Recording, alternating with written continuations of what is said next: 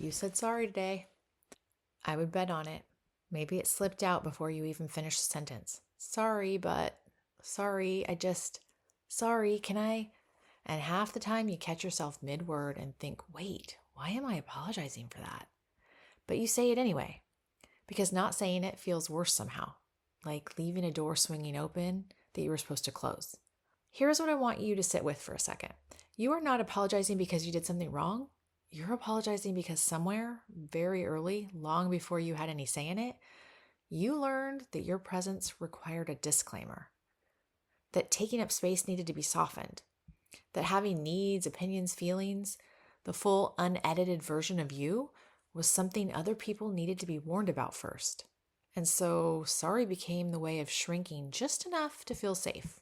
I'm a licensed marriage and family therapist, and I have sat across from some of the most self-aware, accomplished, genuinely remarkable women, and almost every single one of them apologizes constantly for things that require absolutely no apology whatsoever. So today we're going to talk about where that comes from, what it is actually doing to you, and 2 things you can start doing this week to begin changing it. Not because sorry is a bad word, but because you've been spending it like it costs you nothing, and it doesn't cost you anything until it does. So a quick note, everything here is for educational purposes only. I'm a licensed therapist, but not your therapist. If you're in crisis, please call or text 988. Okay, so let's go. So let's name what we're actually talking about, because over-apologizing is not the same thing as being considerate. I want to be really clear about that distinction right now. Consideration means you're thoughtful about how your actions affect other people, and that is a beautiful quality. Keep that. Over-apologizing is something different. Over-apologizing is when you're managing other people's emotional responses to your existence. Not your actions, your existence. You apologize for having an opinion that differs from them. You apologize for asking questions that are completely reasonable, for taking a few hours to respond to a message, for having a reaction that was completely warranted. You apologize for your feelings before you have even fully felt them. And what makes this so easy to miss is that it looks like sensitivity from the outside. It looks like consideration, like you're just that aware of other people's needs. But underneath it, there's usually fear. The fear that if you don't soften yourself preemptively, someone is going to be upset. Someone is going to pull back. Someone is going to decide that the unfiltered version of you is too much. And so sorry becomes a form of armor, a way to get ahead of the rejection before it can reach you. The problem is you've been wearing that armor for so long that you've forgotten it is not your actual skin. You did not become a chronic apologizer because something is wrong with you. You became one because at some point it worked.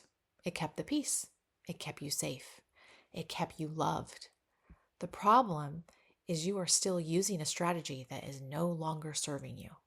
Over-apologizing almost always traces back to one of 2 places. The first is an early environment where emotions were too much. If you grew up in a home where having big feelings caused tension, where your sadness was inconvenient, your anger was dangerous, your needs created problems, your nervous system learned very quickly to get ahead of all of that. To apologize before anyone could react, to minimize before anyone could dismiss, to shrink yourself down to a size that felt manageable to the people around you. That's not weakness, that's survival. You were a child, you were reading the room, and you were adapting to what it required. The second is a relationship that taught you your perception was wrong.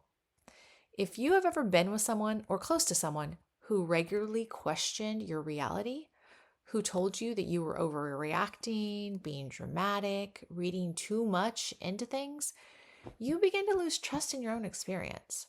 And when you stop trusting yourself, you start apologizing for yourself. As a hedge, just in case they're right and you're wrong. Gaslighting does not just make you doubt the other person, it makes you doubt yourself. And self-doubt and chronic apologizing are almost always traveling together. Your apologies are not evidence of your consideration, they're evidence of how long you've been managing other people's comfort at the expense of your own dignity. And those are not the same thing. So I want to spend a moment here before the action steps, because I think the reason this pattern is so hard to change is that it doesn't feel as if it's costing you anything. It feels like it's protecting you. But here's what's actually happening. Every time you apologize for something that does not require an apology, you're telling the people around you something about how you see yourself. And people believe you. Your credibility erodes in rooms where you should be the most credible person there. Your boundaries get softer because you apologize before you even set them. Your relationships quietly tip towards dynamics where one person gives and the other receives because you've trained everyone around you to expect a version of you that comes pre-apologized. And the thing that breaks my heart the most about this pattern is that the relationships you actually deserve require you to show up as someone who believes their presence does not need a disclaimer. You cannot attract while you are still apologizing for existing. Here is what you're going to do this week to change this pattern. 2 things, and that's it. The first one is catch it and replace it. This week, every time you feel the word sorry just about to come out, pause for 2 seconds and ask yourself one question. Did I actually do something that hurt someone or violated my own values? If yes, apologize. Apologize genuinely, specifically, and meaningfully. If no, replace sorry with something that doesn't cost you your dignity. Instead of sorry I'm late, thank you so much for your patience. Instead of sorry to bother you, I appreciate your help with this. Instead of sorry I'm being emotional, thank you for giving me space to work through this. The shift is subtle, but the difference is in how you feel saying it is not at all subtle.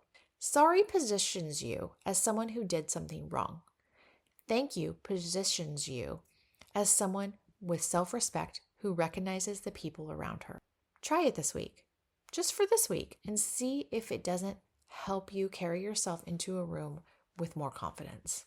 The next step, let one thing be complete without checking. Pick one thing this week, a decision, a message you sent, an opinion you shared. Don't check to see if it landed okay. Do not reread it. Do not follow up. Don't say, hey, did that make sense? Or I hope it's okay.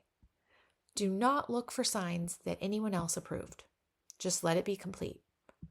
That discomfort that you feel in not knowing, that is your nervous system learning a new skill. And the skill of trusting that what you put into the world was enough before anyone else confirmed it for you. Start small, one thing this week. You are not too much. You never were. You were just surrounded by people and situations that needed you to believe that you. So tell me something in the comments.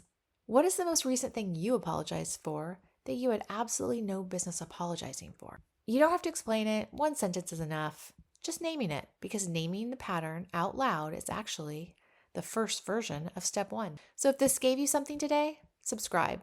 Every Thursday, I show up with clinical truth delivered like your most honest friend. No fluff, no toxic positivity, just the real thing.